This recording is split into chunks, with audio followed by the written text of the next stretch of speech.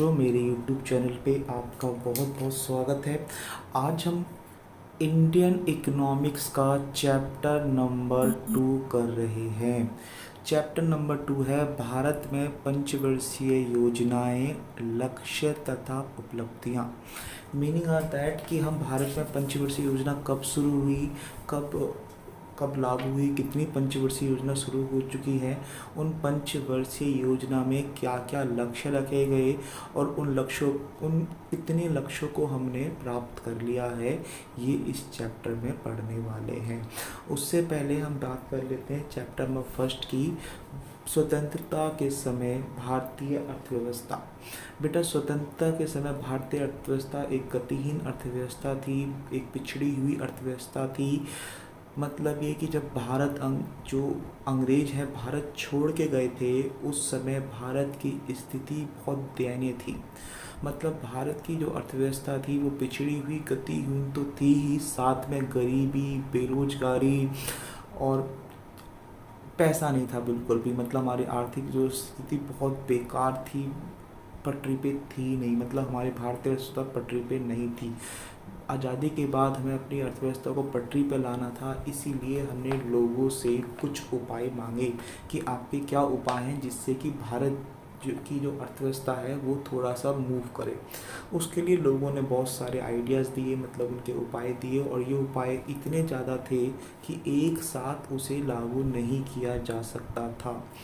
इसीलिए भारत सरकार ने योजना आयोग बनाया और उसके अंदर पंचवर्षीय योजना शुरू करी, और हर पंचवर्षीय योजना में वो कुछ लक्ष्यों को रखते थे और उस लक्ष्यों को प्राप्त करना, ये नियम जो था वो पंचवर्षीय योजना में यूज़ किया गया था। मतलब एक लक्ष्य नहीं रखा जाता था, बहुत सारे लक्ष्य रखे जाते थे और उसको फिर प्राप्त करने के लिए योजना बनाई जाती थी, नियम बनाए जाते थे।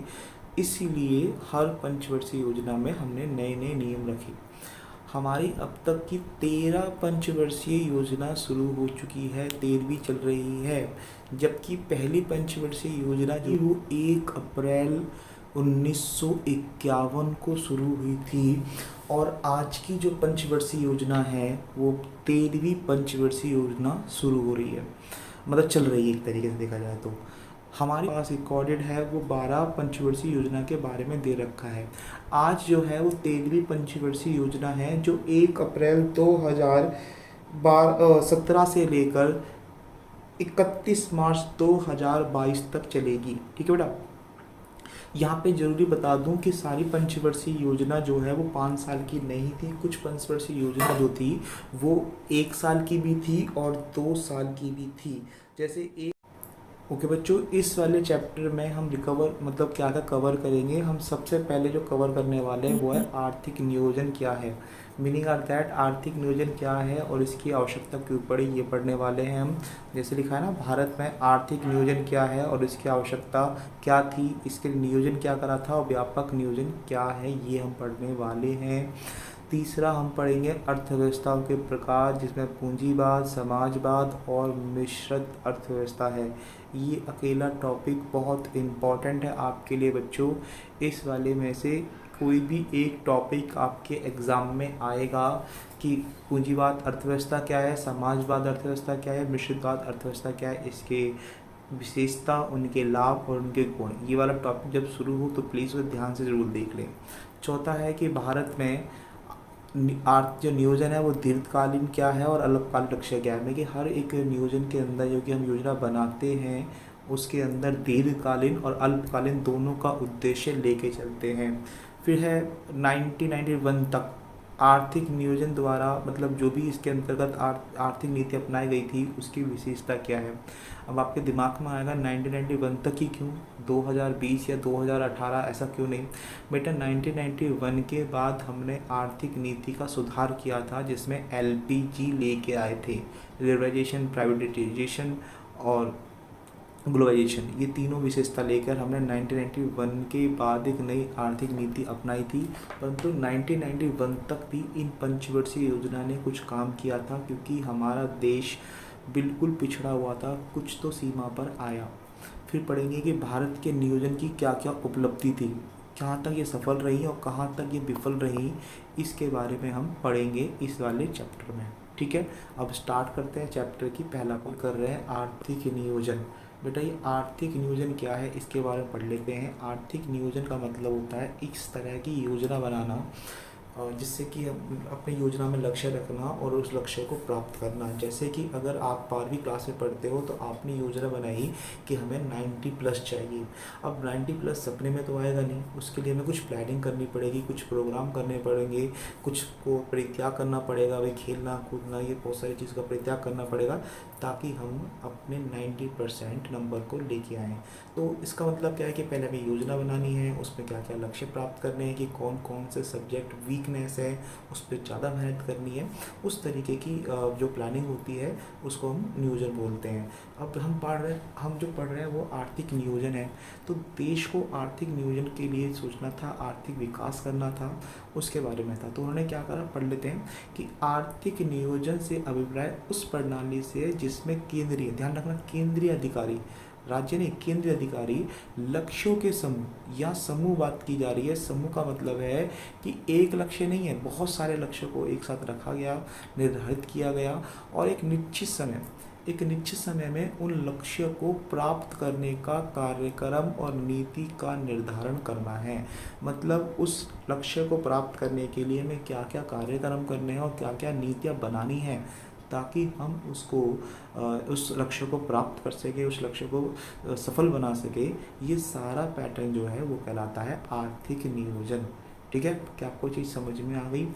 अब इसका हम दूसरा टॉपिक करेंगे।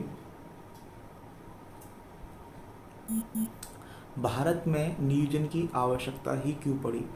मीनिंग आर दैट कि भारत के अंदर नियोजन की आवश्यकता क्यों पड़ी। भाई अभी ने पढ़ा कि जब भारत जो अंग्रेज़ थे वो भारत छोड़ कर गए थे तो हमें क्या दे के गए थे, हमें गरीबी, मुखबिरी, बेरोजगारी, अशिक्षा, पिछड़ी हुई अर्थव्यवस्था, गतिहीन अर्थव्यवस्था, ये हमें दे के गए थे। तो बेटा उस गतिहीन अर्थव्यवस्था को पटरी पे लाने के लिए हमें यहाँ पर नियोजन की आवश्यकता पड़ी, क्योंकि नियोजन के बिना, योजना बनाए बिना हम अपने लक्ष्य को प्राप्त ही नहीं कर सकते थे। हमें अपने लक्ष्यों को प्राप्त करने के लिए जीडीपी वगैरह बढ़ानी थी, रोजगार के साधन बढ़ाने थे, उसका विकास करना था, मतलब बहुत सारी चीज़ें थी, इसीलिए हमें योजना बनानी पड़ी। अगर हम एक काम करना है तो बिना योजना बनाए कर सकते हैं। जैसे हम मार्केट जा रहे हैं, मार्केट में हमें एक सामान खरीदना तो जाएंगे और आ जाएंगे लेकर, बट हमें एक से ज़्यादा सामान खरीदना है तो उससे बेटर है कि हम पहले लिस्ट बना लें और यही कर लें कि किस किस दुकान से कौन कौन सा सामान लेना है। यही तो प्लानिंग करनी होती है जब भी हम तो ये तो देश है, वो तो शॉपिंग थी, ये देश है, देश के लिए हमें नियोजन की आवश्यकता थी। पढ़ लेते हैं क्या लिखा है किताबी लैंग्वेज के अनुसार। को अंग्रेजों से विरासत में पिछड़ी हुई और गतिहीन अर्थव्यवस्था प्राप्त हुई थी, या पहले ही बता चुका हूँ, ये वाली अर्थव्यवस्था मिली थी। उत्पादन और उत्पादक का स्तर भी बहुत ही कम था। मीनिंग आर उत्पादन और उत्पादक का स्तर बहुत ही कम था, कि हमारे देश में जो उत्पादन शक्ति थी वो भी प्रति हेक्टेयर कम थी और जो उत्पादन हो रहा था वो भी बहुत कम था। उत्पादकता तो प्रति हेक्टेयर करीबन 600 के आसपास थी, जो आज की डेट में 3000 के ऊपर है, और उत्पादन भी हमारे हेक्टेयर में बहुत कम था। ठीक है, तो उसका स्तर भी कम था, उसको भी बढ़ाना था। जो जीडीपी थी वो, उसकी जो विकास दर थी बहुत मंद थी, और ऐसी अर्थव्यवस्था को हम मांग और पूर्ति के ऊपर नहीं छोड़ सकते थे। मांग और पूर्ति का मतलब निजी हाथों में नहीं छोड़ सकते थे, क्योंकि निजी हाथों के लिए हमारे पास पैसा भी होना चाहिए था, पैसा नहीं था, तो हम बाज़ार की मांग और पूर्ति पे इसको नहीं छोड़ सकते थे। जो भारत सरकार थी उसको विकास करने के लिए कुछ ना कुछ तो करना था, मतलब एक तरह से भारी निवेश पुश करने की आवश्यकता थी, इसीलिए भारत को नियोजन की आवश्यकता हुई। ठीक है, अब इसके अंदर हमें क्या क्या एडजस्टमेंट करने थे वो पढ़ लेते हैं। हमें यहाँ पे 4 काम करने थे बेटा। 4 काम क्या, कि आर्थिक विकास करना है, मतलब हमारे देश को थोड़ा सा आर्थिक विकास करना है, सामाजिक न्याय दिलाना है। दूसरा था सामाजिक न्याय का मतलब हमारे देश में कोई अमीर गरीब ऊंची जात नीची जात या लड़का लड़की इन सबको बराबर करके उनको सामाजिक न्याय दिलाना है कि उनको खाने पीने का सामान मिले, उनको खेती बाड़ी मिले। जैसे कि आपको पता है कि जब अंग्रेज़ थे उन्होंने सारी ज़मीन जो थी वो ज़मींदारों को दे दी थी, उनका मालिक बना दिया था। अब उस ज़मीन को हमें किसानों को बांटना है जो भूमिहीन किसान थे। तो उसका मतलब क्या है कि हमें उन्हें सामाजिक न्याय भी दिलाना था। तीसरा है लोगों को जीवन स्तर में वृद्धि करना। आज़ादी के समय हमारा जीवन स्तर बहुत नीचा था क्योंकि 72% लोग जो है कृषि में लगे हुए थे और आज भी किसानों की हालत सही नहीं है। तो उनका जीवन स्तर को हमें सुधारना था, इसलिए उसमें नियोजन में रखा गया। और तीसरा रोजगार की मात्रा में वृद्धि करना। बेटा आपको पता है कि हमारे देश के अंदर 1947 में आज़ादी के समय 72% लोग कृषि में लगे हुए थे। और कृषि में 72% लोग लगने का कोई फ़ायदा नहीं था क्योंकि जीडीपी में कोई विकास नहीं हो रहा था। इसीलिए हमें नए नए रोजगार के अवसर भी ढूंढने थे, यानी कि उस रोजगार की मात्रा में वृद्धि करनी थी। ठीक है बेटा, ये 4 टॉपिक हम पढ़ेंगे नियोजन के अंदर जो हमें ज़रूरत पड़ी थी। ठीक है, तीसरा पॉइंट है निर्देशात्मक नियोजन और व्यापक नियोजन। निर्देशात्मक नियोजन और व्यापक नियोजन को पहले समझ लेते हैं ये क्या है। बेटा निर्देशात्मक नियोजन का मतलब होता है कि आपको एक दिशा दे दी गई है, उस दिशा के हिसाब से आपको काम करना है। ये जो दिशा होती है ये ज़्यादातर निजी कंपनियों के हाथ में होती है क्योंकि यहाँ पर हम मांग और पूर्ति की शक्तियों पर, जो मांग क्या है पूर्ति क्या है उसको छोड़ देते हैं, वो अपने आप ही जो अर्थव्यवस्था है वो डेवलप कर जाती है। अब बेटा ऐसी अर्थव्यवस्था के लिए हमारे पास पैसा होना चाहिए, तभी तो उत्पादन करेंगे व्यापार करेंगे, तब जाकर दूसरे लोग खरीदेंगे और वो मूव कर जाता है। तो ऐसे निर्देशात्मक में यहाँ लिखा हुआ है, पहले किताब ही पढ़ लेते हैं। किताब में क्या लिखा है? किताब में लिखा है कि निर्देशात्मक नियोजन वह प्रणाली है, ध्यान से देखो बेटा, वह प्रणाली है जिसमें मांग तथा पूर्ति, जो मांग है और पूर्ति है उसकी शक्तियों को इस प्रकार निर्देशित किया जाता है जिससे कि अर्थव्यवस्था स्थिति असंतुलन बन सके, मतलब स्थायी और संतुलन बन जाए। इस प्रकार से मांग और पूर्ति को हमें निर्देशित करना पड़ता है कि जहाँ पर मांग पूर्ति के बराबर होती है वहाँ पे अर्थव्यवस्था स्थायी होती है और वो संतुलन बनी होती है। याद होगा, वहाँ पर मांग पूर्ति के बराबर होती है उसको हम संतुलन बिंदु कहते हैं। ये आपने चित्र देखा होगा आपने, ठीक है। तो वो जो है हम निर्देशित करते हैं कि भाई जहाँ पर मांग पूर्ति अपने आप ही बराबर है तो अर्थव्यवस्था में स्थायी रूप आएगा और संतुलन बना रहेगा। फिर इसका अगला टॉपिक आता है बेटा आपके लिए व्यापक नियोजन। क्या था बेटा? व्यापक नियोजन। अब ये व्यापक नियोजन क्या है उस पर डिस्कस करते हैं। व्यापक नियोजन वह प्रणाली है जिसमें सरकार स्वयं वृद्धि और विकास की प्रक्रिया में भाग लेती है। बेटा जैसे कि आपने पहले पढ़ा कि जो आपका निर्देशात्मक नियोजन था वो निजी हाथ में था, निजी हाथ का सारा कंट्रोल निजी हाथों में रहता है। यहाँ पर जो व्यापक नियोजन है यहाँ पर सरकार स्वयं वृद्धि और विकास की प्रक्रिया में भाग लेती है।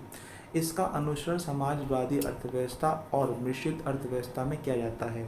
समाजवादी अर्थव्यवस्था का मतलब है जहाँ सरकार का पूरा कंट्रोल होता है, और मिश्रित अर्थव्यवस्था का मतलब है जहाँ पर सरकार कुछ हिस्सा सरकार का होता है और कुछ हिस्सा जो है निजी हाथों में होता है। तो इन दोनों को हमें पढ़ना था। निर्देशात्मक नियोजन और व्यापक नियोजन क्या है, ये हमारा तीसरा पॉइंट था। ठीक है।